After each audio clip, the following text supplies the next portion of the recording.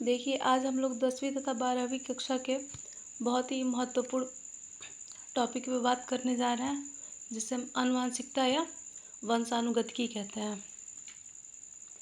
तो बात करते हैं हम आनुवंशिकता या वंशानुगतिकी किसे कहते हैं।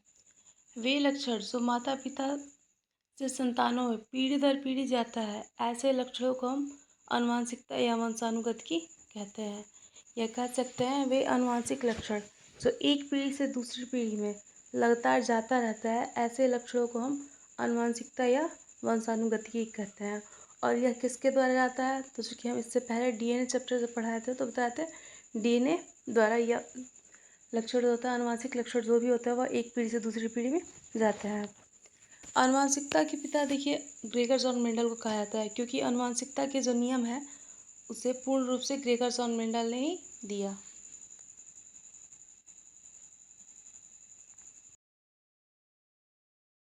देखिए, अब हम बात करते हैं कि ग्रेगर जॉन मेंडल कौन थे, कहाँ के निवासी थे तथा उन्होंने अपना प्रयोग किस पौधे पर किया और किस सन से लेकर किस सन तक किया, अर्थात उन्होंने आनुवंशिकता का नियम जो है वह कितने वर्षों में दिया।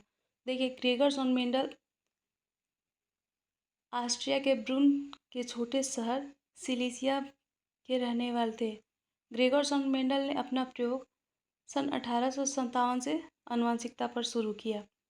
उन्हें 8 वर्ष लगे आनुवंशिकता के तीनों नियम देने के लिए, अर्थात उसके अध्ययन के लिए। 8 वर्षों के बाद सन 1865 से लेकर सन 1866 में उन्होंने अपना प्रयोग पूरा किया तथा उन्होंने एक बैठक के बाद, अर्थात एक परमिशन के बाद, एक पुस्तक लिखी जिस पुस्तक का नाम नेचुरल हिस्ट्री सोसाइटी था।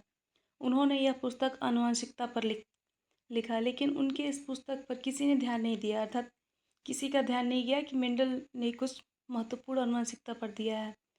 तब उनके मृत्यु के कुछ वर्षों बाद 1900 ईस्वी में ह्यूगो ड्रीबिश तथा कार्ल कॉरेंस ने उनके नियमों की पुष्टि की, अर्थात पुनः आनुवंशिकता पर उन्हीं के किताब के अनुसार उन्होंने अध्ययन किया। तब उन्होंने देखा कि जो भी उन्होंने नियम दिया है वह स्पष्ट रूप से सही है। तब जाके उनकी पुस्तक को मान्यता प्राप्त हुई, या कह सकते हैं उनकी पुस्तक प्रचलित हुई।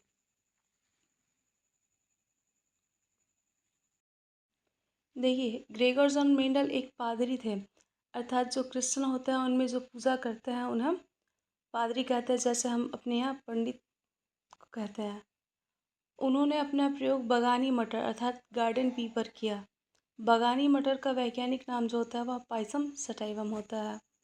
जैसा कि हमने कहा कि उनके प्रयोग की पुष्टि सन 1900 ईस्वी में ह्यूगो ड्यूबिश तथा कार्ल कॉरेंस ने किया, अर्थात उनके प्रयोग करने के बाद उनके मृत्यु के कुछ वर्षों पश्चात ह्यूगो ड्यूबिश ने इन चीज़ों पर ध्यान दिया कि आनुवंशिकता लक्षण किस प्रकार से कार्य करता है।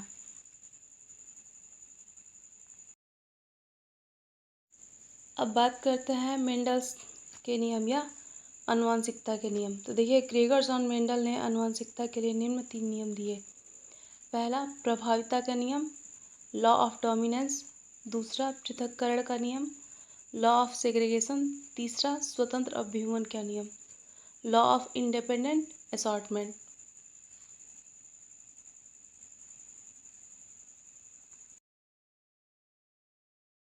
देखिए, बात करते हैं हम अब आनुवंशिकता के प्रथम नियम या मेंडल के प्रथम नियम, प्रभाविता के नियम के बारे में, जिसे हम लॉ ऑफ डोमिनेंस के नाम से भी जानते हैं।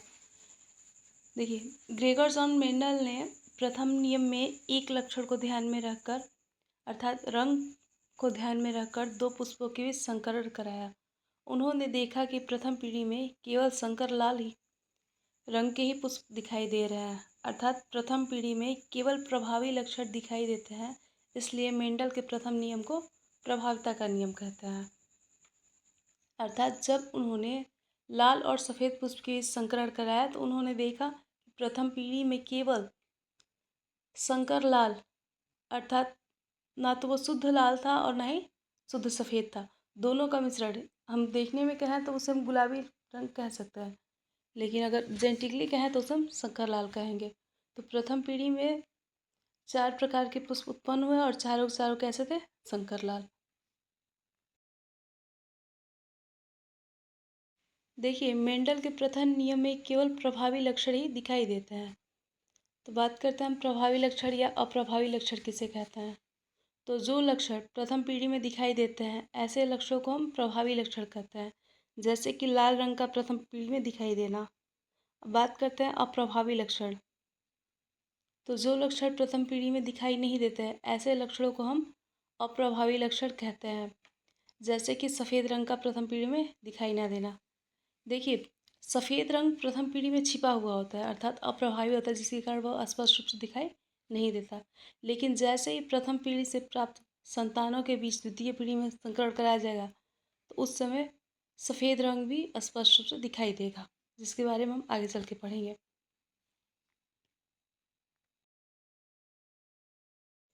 देखिए, यहाँ पर हम उदाहरण द्वारा लॉ ऑफ डोमिनेंस अर्थात मेंडल के प्रथम नियम या आनुवंशिकता के प्रथम नियम या प्रभावता के नियम को समझता है।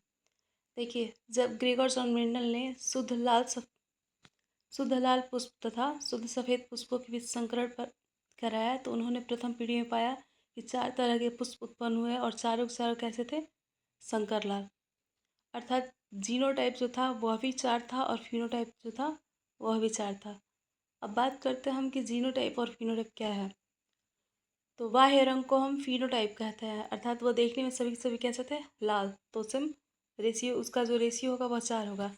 जीनोटाइप अगर हम जेनेटिकली देखें तो भी देखिए यहाँ पे कैपिटल आर और स्मॉल आर है, अर्थात यहाँ पे जो चारों के चारों संतान है वह जेनेटिकली भी कैसे है? चारों के चारों समान है, इसलिए यहाँ पे का जो जीनोटाइप होगा वह भी 4 ही होगा।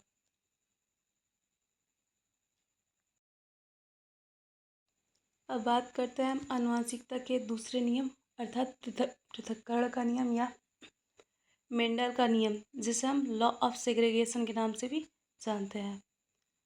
देखिए, ग्रेगर और मेंडल ने द्वितीय पीढ़ी में प्रथम पीढ़ी से प्राप्त 2 संतानों के बीच जब संकरण कराया, तो उन्होंने देखा कि द्वितीय पीढ़ी में प्रभावी तथा अप्रभावी दोनों लक्षण स्पष्ट रूप से अलग अलग दिखाई दे रहे थे।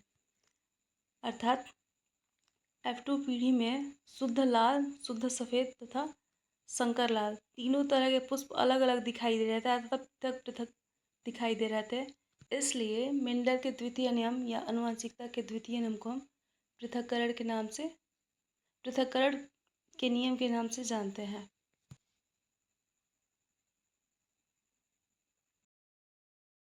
देखिए, आनुवंशिकता के दूसरे नियम या पृथक्करण के नियम को हम एग्जाम्पल द्वारा समझते हैं। देखिए, प्रथम पीढ़ी में हमें कैपिटल आर और स्मॉल आर अर्थात संकर लाल संतानें प्राप्त हुई थी। जब उन 2 संतानों के बीच संकरण कराया जाता है, तो एक शुद्ध लाल, 2 संकर लाल तथा एक शुद्ध सफ़ेद पुष्प उत्पन्न होता है। जैसा कि हमने कहा कि जो लक्षण प्रथम पीढ़ी में दिखाई नहीं देते हैं, अर्थात वे अप्रभावी लक्षण जो प्रथम पीढ़ी में स्पष्ट रूप से नहीं दिखाई देते हैं, वह द्वितीय पीढ़ी में स्पष्ट रूप से दिखाई देते हैं। और चूंकि इस नियम में प्रभावी तथा अप्रभावी अर्थात जो लक्षण प्रथम पीढ़ी में नहीं दिखाई देते हैं और जो प्रथम पीढ़ी में दिखाई दे रहे थे, वो सभी के सभी अलग अलग या पृथक पृथक दिखाई देते हैं। इसलिए मेंडल के द्वितीय नियम या आनुवंशिकता के द्वितीय नियम को हम पृथक्करण का नियम कहते हैं। देखिए, जो यहाँ का जीनोटाइप होता है वह 1 संबंधित 2 संबंधित 1 का रेशियो बनाता है, जबकि जो फिनोटाइप होता है वह 3 संबंधित 1, अर्थात यहाँ पे 1 संबंधित 2 संबंधित 2 से क्या मतलब है। देखिए, यहाँ पे हम जैसे दिखा रहे हैं कि एक पुष्प जो है वह शुद्ध लाल है, अर्थात 1 रेशियो जेनेटिकली वह कैसा है? RR कैपिटल RR है। दूसरा देखिए, यहाँ पे 2 पुष्प जो है संकर लाल है, अर्थात कैपिटल आर स्मॉल आर, ठीक है। और तीसरा जो है वह शुद्ध सफ़ेद है, अर्थात यहाँ पे शुद्ध सफ़ेद की संख्या केवल कितनी है? 1। अब बात करते हैं फिनोटाइप अर्थात बाह्य रंग के हिसाब से। तो देखिए, तीनों में कैपिटल आर उपस्थित है, शुद्ध लाल, संकर लाल और यहाँ पे देखिए तीसरे में भी संकर लाल, अर्थात यहाँ पे लाल पुष्प कितने हैं? 3। तो यहाँ पे जो फिनोटाइप का रेशियो होगा वह 3 होगा और यहाँ पे शुद्ध सफ़ेद कितना है? तो केवल 1 है, इसलिए यहाँ पे फिनोटाइप का रेशियो जो है वह 1 होगा।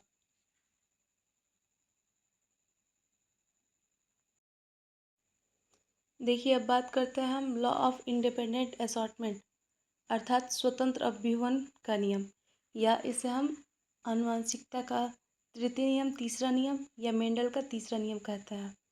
देखिए, मेंडल के तीसरे नियम अर्थात स्वतंत्र अभिवन नियम को समझता है। ग्रेगर जॉन मेंडल ने अपने तीसरे नियम में अर्थात आनुवंशिकता के तीसरे नियम में दो लक्षणों को ध्यान में रखकर संकरण कराया। अर्थात देखिए, पहले और दूसरे नियम में उन्होंने केवल एक रंग अर्थात पुष्प के रंग को ही ध्यान में रखकर संकरण कराया, जबकि मेंडल ने तीसरे नियम में रंग तथा पौधे की लंबाई दोनों को ध्यान में रखकर संकरण कराया। तो उन्होंने देखा कि दोनों के लक्षण स्वतंत्र रूप से अलग अलग सभी के सभी पृथक दिखाई दे रहे हैं तीसरे नियम में। अर्थात इसलिए उन्होंने अपने तीसरे नियम को स्वतंत्र अभिवन का नियम कहा। मेंडल के तीसरे नियम अर्थात स्वतंत्र अभिवन के नियम में फिनोटाइप का जो रेशियो होता है अर्थात बाह्य रंग जो होता है वह 9 संबंधे 3 संबंधे 1 का होता है, जबकि जेनेटिकली देखा जाए जीनोटाइप के हिसाब से तो उसका जो रेशियो होता है 1 संबंधे 2 संबंधे 2 संबंधे 4 संबंधे 1 संबंधे 2 संबंधे 1 संबंधे 2 संबंधे 1 का होता है। अर्थात इसे अगर याद करने की बात करें हम कि इसे याद कैसे रखेंगे, तो देखिए, फिनोटाइप जो होता है वह 9 संबंधे 3 संबंधे 1 होता है, और जीनोटाइप का याद करने का सबसे बेस्ट ट्रिक है कि 12 संबंधे 24 संबंधे 12 संबंधे 121। ठीक है। अब स्वतंत्र अभिवन के नियम को हम एग्जाम्पल द्वारा समझते हैं।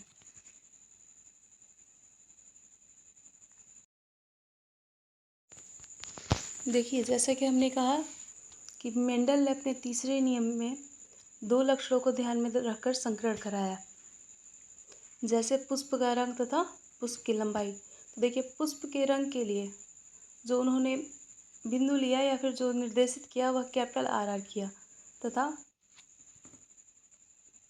देखिए, मेंडल ने पुष्प के रंग अर्थात लाल के लिए कैपिटल आर लिया तथा सफ़ेद के लिए स्मॉल आर।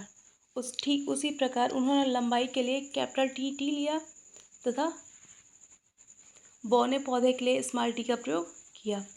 अब जब उन्होंने संकरण कराया तो उन्होंने, जैसा कि हमने कहा कि फिनोटाइप देखने में 9 पुष्प जो हुए वह लाल हुए और कैसे हुए, लंबे हुए, तथा 3 पुष्प जो थे वह लाल तो थे लेकिन शुद्ध लंबे थे। उसके बाद से 3 पुष्प जो थे वह सफ़ेद थे लेकिन कैसे थे, संकर लंबे थे, और एक जो पुष्प था वह शुद्ध सफ़ेद और शुद्ध बौना था। अब वही बात कर रहे हैं हम फिनोटाइप की, तो अभी हमने जैसे कहा, जैसे देखिए हमने अलग अलग रंगों से उसे डिनोट किया है। एक पुष्प जो है वह जैसे पहला जो है वह शुद्ध लाल और शुद्ध लंबा है, जबकि दूसरा जो है, देखिए, 2 जो पौधे हैं वह संकर लाल है और कैसे हैं, शुद्ध लंबे हैं। अब बात करें उसके अलावा हम थर्ड पॉइंट की अर्थात capital R capital T small T की। देखिए, यहाँ पे हमने इसे 2 रंगों से डिनोट किया है, अर्थात जो शुद्ध लाल तथा संकर लंबे पौधों की संख्या है वह 2 है, जैसा कि आप देख सकते हैं। फिर हमने फोर्थ वाले बॉक्स में कैपिटल आर स्मॉल आर और कैपिटल टी स्मॉल टी अर्थात इस प्रकार के पौधे 4 उत्पन्न हुए। ठीक है। अब बात करते हैं हम स्मॉल आर कैपिटल टी। तो देखिए, स्मॉल आर किस चीज़ का सिंबल है, शुद्ध सफ़ेद का, लेकिन कैपिटल टी लंबाई का प्रतीक है, जबकि यह शुद्ध नहीं है। एल क्या होने चाहिए थे हमारे, अर्थात पौधे कैसे होने चाहिए, शुद्ध लाल शुद्ध लंबे, जबकि यहाँ पे पौधे कैसे हैं, शुद्ध सफ़ेद हैं और शुद्ध लंबे हैं, जबकि ऐसा नहीं होना चाहिए। अब बात करते हैं हम यहाँ पे small are capital T small T, अर्थात कुछ पौधे हुए थे, अर्थात 2 जो पौधे हुए वह सफ़ेद शुद्ध सफ़ेद रंग के, लेकिन कैसे थे, संकर लंबे। केवल एक ही पौधा ऐसा था जो शुद्ध सफ़ेद और शुद्ध बौना हुआ, अर्थात इसलिए इसका जो जीनोटाइप हमें प्राप्त हुआ वह 12 संबंधे 24 संबंधे 12 संबंधे 121 के रूप में प्राप्त हुआ।